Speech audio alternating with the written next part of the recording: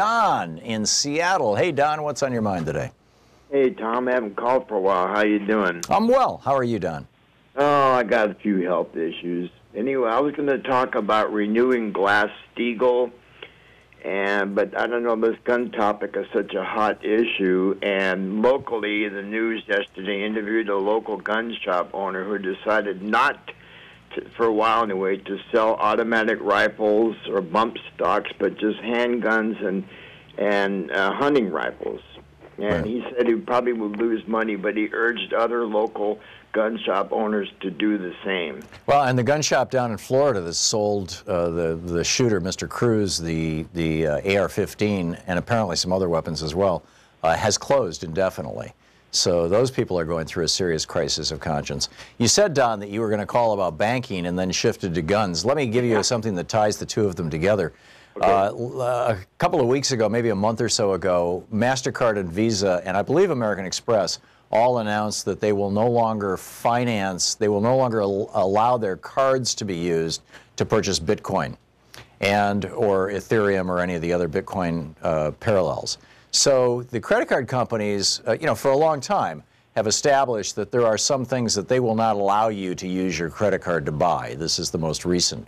And it wouldn't be that much of a stretch for MasterCard and Visa to simply say, we're just no longer going to let our cards be used to buy guns. If people want to buy guns, they're going to have to pay cash or write a check. And that would be a real consequential statement if the banks wanted to have, any at least perception of courage or morality at all. What do you think? I totally agree, and especially, just think of what happened if some shooter goes into the New York Stock Exchange, starts shooting up all the money brokers and whatnot. Yeah. Yeah, although just like Congress, the New York Stock Exchange very aggressively keeps guns out. Just like the NRA meeting that, let's see, which administration official is going to be speaking at the NRA meeting? Was it Trump? I'm pretty sure. Yeah, there's a big NRA meeting coming up, and one of the Trump or Pence, one of them is going to be speaking there. And the news story that was out, that was the really interesting part, is that the NRA is not allowing any guns into the convention center. Seriously, I'm not making this up. You go to the NRA convention, it's happening in the next week or two, and you will not be allowed to bring your gun. And the NRA convention, that's absurd. Yeah, these people are just total fools. Don, thank you for the call. It's good to hear from you. Morris in Long Beach, California. Morris, what's on your mind today? Hey, Professor, listen, there's a book. It's written by your sister. It's called The American Syndrome, Apocalypse, War, and Our Call to Greatness. Her name is Betsy Hartman, The American Syndrome. Listen, you got to read this. If I were a black history teacher, which I'm not, the first book my students would read would be this book. If I was teaching U.S. history, the first book my students would read would be this book. It goes all the way back to John Winthrop. If you want to understand our misogynistic, patriarchal, and non-inclusive spirit, you've got to read this book. I'm telling you the truth. Every subject that you can think about is in this book. Let me read this real quickly because I practiced this. Hang on just a second. Let me interrupt you. It's called The American Syndrome. Okay, yeah, I'm on Amazon. I'm seeing it right now. Oh, yeah, I'll buy it. War, and it's written by your sister. I won't get into your background, but she's got to be your sister, if not biologically, at least by what do they call it? What do they call that in biology when it's not? They don't have to touch, but you can still transfer stuff. But anyway, mitosis, not meiosis. No, I think you're talking virgin births, but in any case, yeah, there you go. You got it. But John Ehrlichman, this is Nixon's domestic policy advisor. Now listen to this. You want to know what this was really all about? He's quoting John Ehrlichman, by the way. You want to know what this was really all about? The Nixon campaign in 1968? The Nixon White House and the Nixon White House after that had two enemies: the anti-war left and black people. You understand what I'm saying? We knew we couldn't make it illegal to be either against the war or blacks, but by getting the public to associate the hippies with marijuana and blacks with heroin and then criminalizing them both heavily, we could disrupt those communities, we could arrest their leaders and raid their homes, break up their meetings, and vilify them night after night on the evening news. Did we know we were lying about the drugs?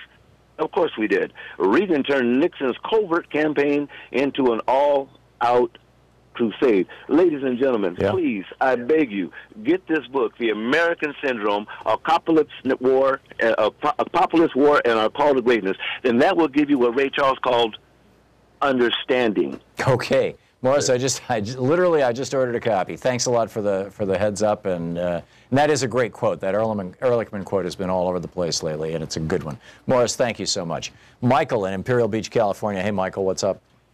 Hey, Mr. Hartman. I'm sure the scientists and researchers who create and develop the SSRI category of psychotropic drugs are good people who are trying to help people. As for the people in the boardroom, I'm sure all they care about is market share and the price of their stock. Yep. Now, if it's not the gun, it's the mental disorder, as the Republicans are arguing, causing mass shootings. When a person seeks help for mental health, usually they are prescribed an SSRI, which I'm sure helps some people. But with all the side effects like suicidal tendencies, agitation, etc., do you think we should prescribe SSRIs to underdeveloped minds like the Florida shooter? And do you think the pharmaceutical industry has any blame in this game? Thank you, Tom. Sure. Yeah, I think that SSRIs are wildly overprescribed. We have 1 in 10 Americans, I believe it's 1 in 4 or 1 in 5 women, adult women right now, on some sort of psychoactive drug, which I think reflects the not just patriarchy, but the patronizing view of many women by many male doctors. And we know that arguably the principal side effect of using these drugs, or one of the largest side effects of using these drugs, is suicidal ideation, thinking about suicide. And it's because, people lose their ability to empathize with other people when they're on these drugs. So they lose their ability to imagine what their family how badly devastated their family will be if they commit suicide, for example. And similarly, if they go in and shoot up a school, and the vast majority, so far of what we know of school shooters have been on drugs like this, if not the absolute majority, they don't view, when you're on these drugs, you view other people as things rather than as people. It diminishes empathy. Now, the benefit of that is that it diminishes basically all emotions. So if you're going through serious grief or agony or whatever, maybe over a short period of time they would be useful. But for long-term use, I think that these are very, very, very dangerous drugs. Joshua in Wichita Falls, Texas. Hey, Joshua, what's on your mind? Hey, Mr. Hartman, how are you doing today? I'm well. How are you? Not too bad. I'm hoping you can clarify something about the Second Amendment in Article 1, Section 8. Sure. So I'm sure you're well aware of well-regulated militia and the rights of the people should not be infringed phrase of the Second Amendment. Yeah. Article 1, Section 8 lays out the powers of Congress, and in there, I'm going to paraphrase this, to provide for the calling forth the militia, to provide for organizing, arming, and disciplining the militia, reserving the states, respectively, the authority training the militia according to the discipline prescribed by Congress. That discipline is U.S. Code 10. It's what we use to train the National Guard in the same way we train active duty and reserve units. Now, I don't want to take away guns from ordinary people and for sensible regulation, like a lot of the things you propose, but it looks like it's been misinterpreted incorrectly, possibly. Could you clarify? Yeah. Yes. What happened was, and you can read all this, if you just Google Second Amendment was ratified to preserve slavery, you'll find an article that I wrote about this. What happened was that Patrick Henry was the largest slaveholder in Virginia. The original purpose of the Second Amendment was because Jefferson and Madison both wanted the federal government not to have a standing army during times of peace. Instead, they wanted to have, like Switzerland does, and basically everybody's part of the militia, or at least all men between 17 and 47. They're all part of the militia, and they all have access to a weapon. Typically, they were actually kept in armories, but in any case.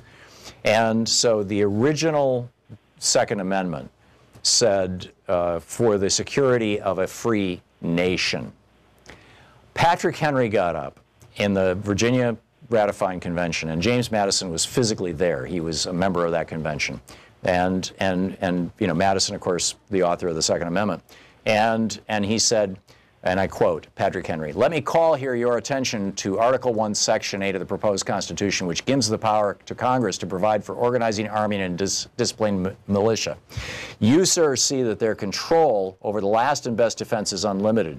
If they neglect or refuse to discipline or arm our militia, they will be ridiculous." He goes on, he said, "If this country may be invaded A state may go to war, but cannot suppress slave insurrections under this new Constitution. If there should happen an insurrection of slaves, the country cannot be said to be invaded. They cannot therefore suppress it without the interposition of Congress. In this state of Virginia, there are 236,000 blacks, and there are many in several other states, but there are few or none in the northern states. May Congress not say that every black man must fight in a war? Did we not see a little of this in the last war? We were not so hard pushed as to make emancipation general, but actually the Assembly passed that every slave who would go in the Army should be free. And so Madison said, you're paranoid. I mean, he literally used that word, paranoid. And Patrick Henry said, no, they could use Article 1, Section 8 to free our slaves and put them in the military. And I'm not going to tolerate this. So Madison changed the language from a free nation to a free state, in part because Patrick Henry wanted to preserve the slave patrols in Virginia. The people from Georgia, North Carolina, and South Carolina all had the same concern. And so that's why it ended up, the Second Amendment ended up the way it was. So, and as I said, you read the whole thing, and there's a whole lot more of what Patrick Henry, the largest slaveholder in Virginia, had to say. The Second Amendment was ratified to preserve slavery by Tom Hartman. Just Google it. You'll